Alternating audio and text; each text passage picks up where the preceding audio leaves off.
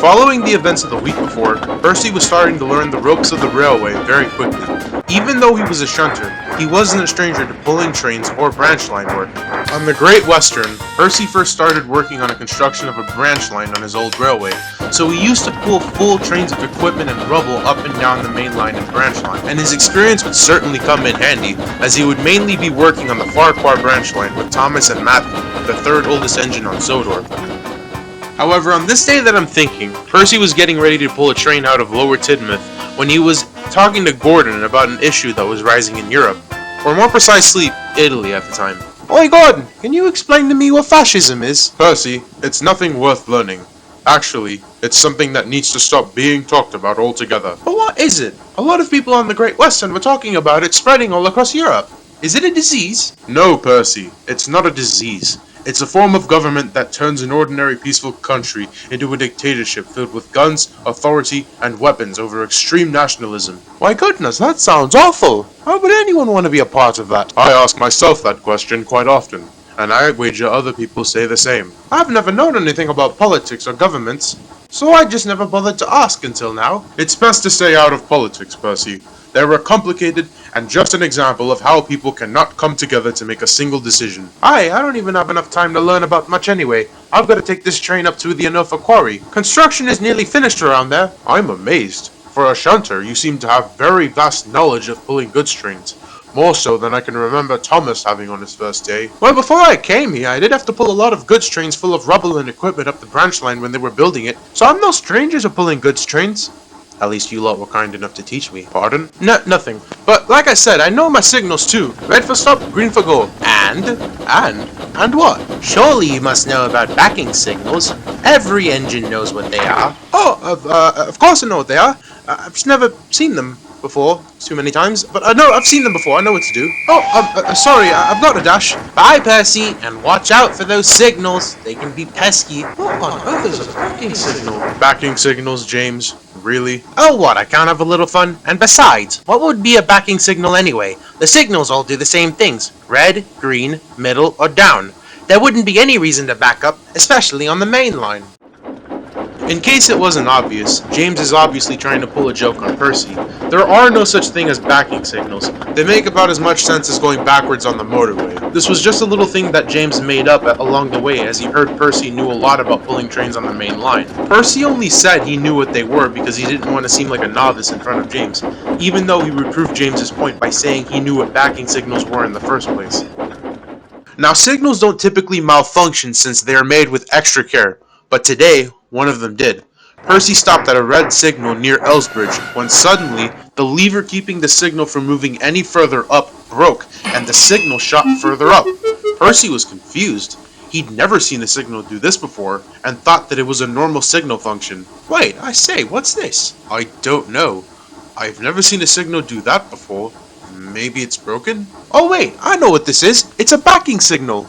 Oh yeah. Alright Percy, stop backing up. Right on it! Percy's crew were very, very new to the railway life, so they were just about as clueless about this whole backing signals thing as Percy was. So when Percy backed away from Elsbridge, they didn't stop him.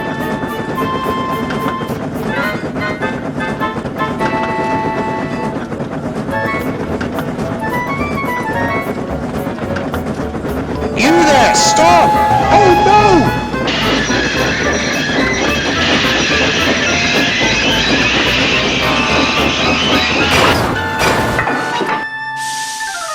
What is the meaning of this? Oh, sorry, I was only... You little twit! Who goes backwards on the main line? But I had to. There was a backing signal that told me to... Backing signal? What in the Lord's name are you talking about? Percy told Geoffrey what happened with the signal, as well as what he thought was a backing signal. And he felt just as foolish as he was angry with James when Geoffrey told him that backing signals were nothing but a big joke. When Percy next met up with our number 5, the two got into a heated argument. Had the Fat Controller not stepped in to break up the argument, they could have argued on and on for centuries. The Fat Controller scolded both of the engines. There is no doubt that this is mostly James's fault for tricking Percy. However, Percy is somewhat at fault as well, because he did believe James fairly easily. That could have simply been the worst of it, but unfortunately, a news reporter had to be nearby the site on his bicycle when the engines crashed into each other, and of course saw this as an interesting topic for the Sodor Times, and the heading was labeled "Incompetent Engine Nearly Causes Accident." Our reputation was quite a bit stained, and the nor'easters did not hold their tongue around us. They mocked us every chance that they could. We of course didn't turn the other cheek, and argued to put them back. This happened for about a month, until one day, things wouldn't get much better.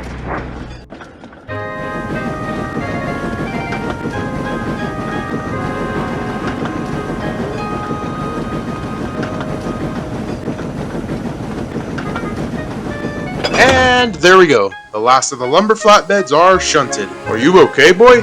You just pulled a near 30 truck train all the way from Vickerstown to Knapford. I could go for a refuel, but other than that, I'll be fine. Joey, are you sure you don't need a break? The Fat Controller said you can have one if you want. Johnny, don't worry, I'm fine. I could do this for a month straight and still be able to pull till dawn. And besides, I kind of have to anyway. I mean, times are tough. I'm just saying, because out of all the engines I've driven, I've never seen one be able to do as many work or as many hours as you have without needing a break. Well, you finally found the engine, and besides, this world needs committed men like me to keep business afloat. True words, old boy. Right, now anyway, let's get to my next...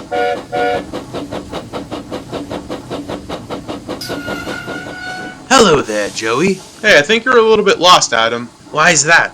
Because last time I checked, this is Knapford Harbor, not Brendam Harbor. Oh, I know very well where I am, Joey. I need you to move those trucks out of that siding, please. Yeah, no, that's not happening.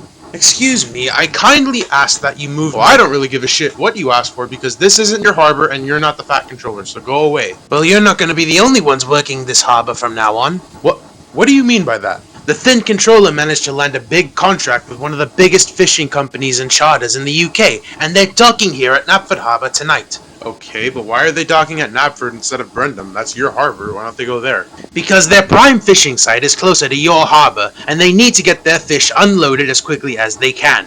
Okay, this is bullshit. How are you gonna run your operations on our turf unless you pay us? Well, that's the thing, see? Your controller is being paid by ours. He's leasing some of the property to our controller so that we can shunt the trucks and have the trains ready for when the Flying Kipper comes. The Flying Kipper? What is a Flying Kipper? It's the name of the charterers that we will be handling. So I hope you're okay with this arrangement, and either way, it doesn't really matter since you don't have a say in it. Well, I'll be fine with it, just as long as Sir Topham Hatt starts hiring security for our trains, and yours as well, just in case you try another pathetic attempt at stealing our trains again. Oh, don't worry. If we steal them, we'll take good care of them. We surely won't take them backwards. The next few months were pretty annoying for us at Knapford, as we had to share the harbor with the Northeaster crew.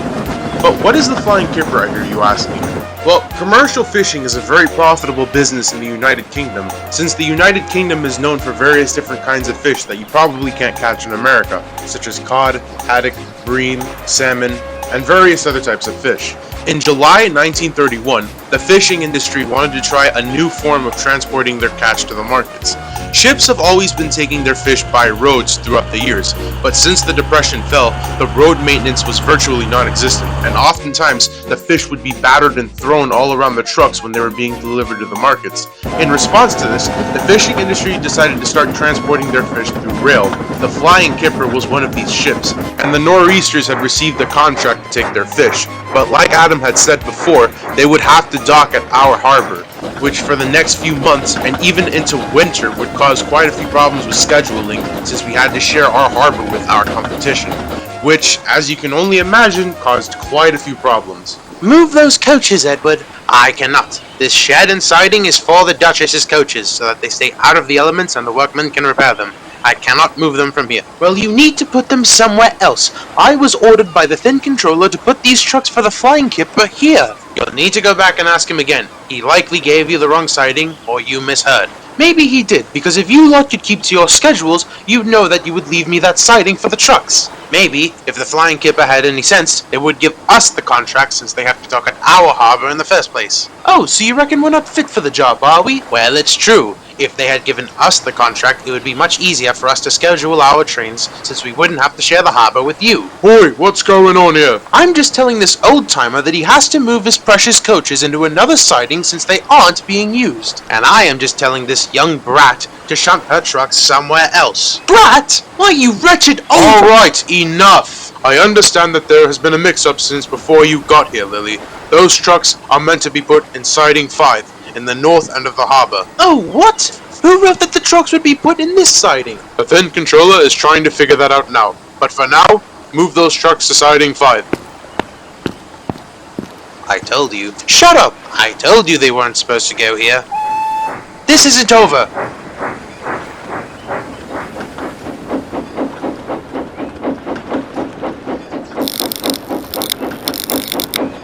Stupid old Edward, calling me a young little brat. I'm not that much younger than you, only a few years. Oh, I'd give him what for if he weren't so... Got into it with Edward, have you, Lily? Yes, I did. I don't know why they're so worked up. Well, actually I can. I mean, we are running our operations on their turf. What's so funny? I just thought of how funny it is that we're doing a very profitable job on top of the Southwesterners' turf. If we keep on getting more clients to get on their side of the harbor, we might as well just absorb this entire place. And then their company will be unstoppable. It might actually happen sooner than you think. With the Flying Kipper in our clients list, the Thin Controller says that our revenue will be up by 10% next year.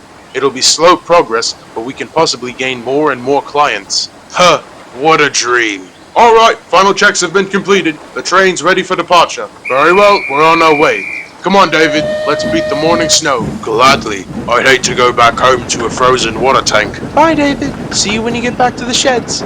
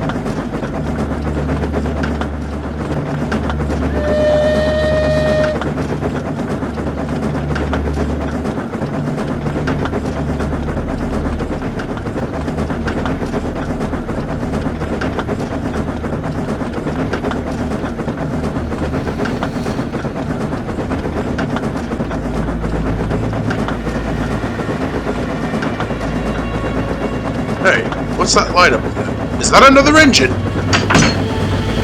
What the? Why am I back on this line? David, look out!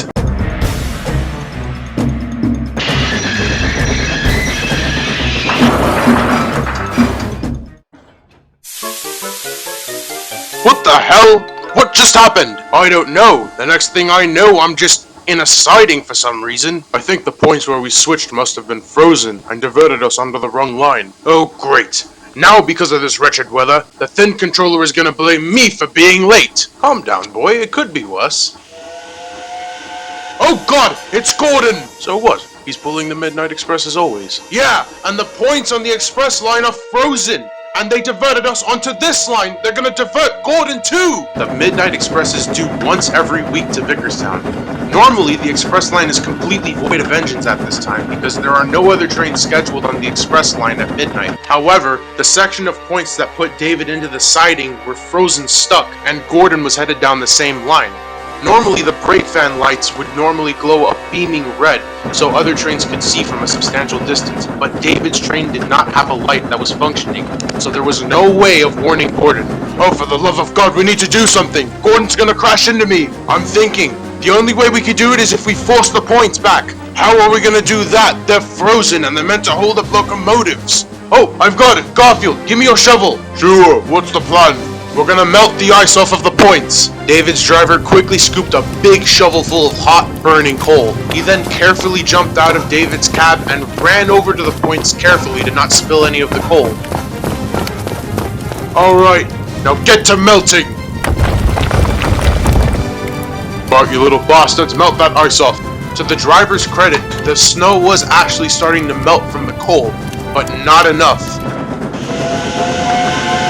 Gordon was already at Lower Tidmouth and had no idea about David and the broken junction. Do something, driver! He's getting closer! Oh, screw it! Come on!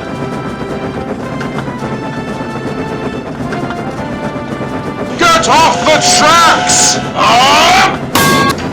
Scupper!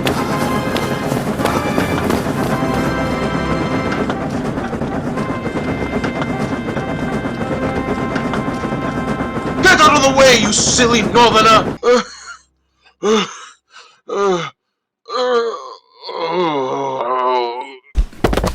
Driver?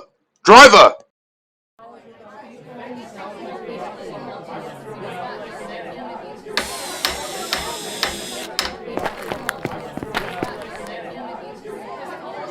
Wretched ice. It never brings anything good with it. Only problems. No questioning that. Is my driver okay? He's doing alright. He's just not been drinking a lot of water these past few days, which led him to pass out.